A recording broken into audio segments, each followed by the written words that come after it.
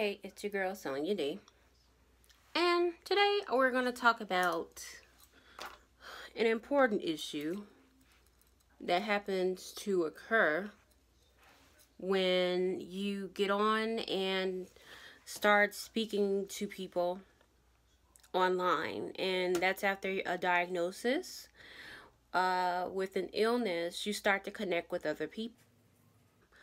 Online forums dedicated to people with chronic illness or a specific chronic illness, you run into these types of people, and they are very, for some reason or another, they are obsessed with having a disease. If they sometimes a doctor might say, oh, well, you have precancerous cells, and they take that and say, oh, the doctor said I had cancer.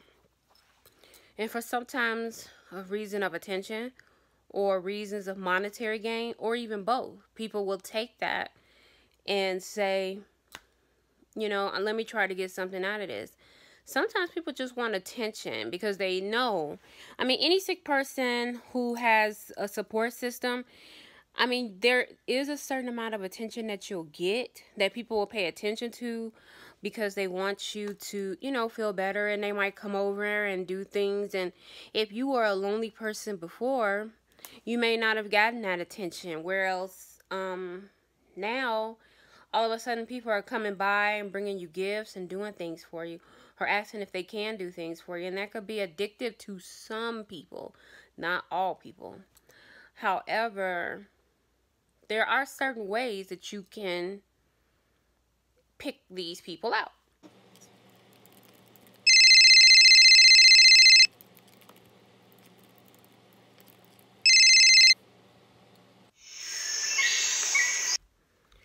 Okay, so I knew someone who did this to me. I was online. It was actually Tumblr. Beware of people on Tumblr. There was a young lady who stated she had AIDS and cancer at the same time, and then she got AIDS because she was infected by her grandfather, who had sex with her, and she got the disease based on sexual contact with him. I thought it was a horrific story, and that she had cancer, and she showed us all pictures of her bald head and things that she, you know, did. And she contacted me. She contacted another young lady that I knew, Cats Not Cancer. Some people in the chronic illness community may be familiar with her in that whole story. You can read about it if you could Google it. Just Google Cats Not Cancer, and you'll see the whole sordid story and know that that young woman contacted your girl too. So basically, she would hit me up, and she never asked me for money, but she did ask for money from other people. And I knew that. I had a feeling that she was lying because she started saying that she had rheumatoid arthritis as well, from what I remember. And the drug that she said she was using for that is not normally used in that disease. So that's what tipped me off, and I just stopped corresponding with her. But she was able to defraud quite a few people into believing that she had cancer and that she had AIDS, until her little sick story came to light and she was busted.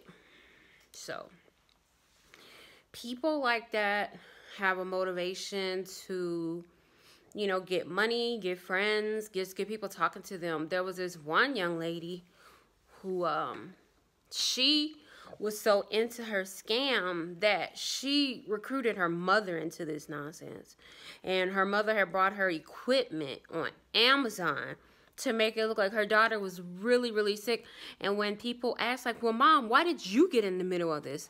She said, hey, you know, my daughter has mental illness, and sometimes dealing with that, it is just better to go with it than to try to stop her. And I was just like, that's kind of sad. So it is super, super important that you know who you're talking to online, and don't ever send people things, money, if you don't know them, okay? Like if they have a GoFundMe and you feel like you want to contribute that way, that's fine. But never give Don't ever get so invested in someone else's life. You're not responsible for anybody. You're only responsible for yourself. You have enough to deal with your own illness that you don't have to take on someone else's. And on that note, I'm going to keep this video short today, and I'll see you guys later.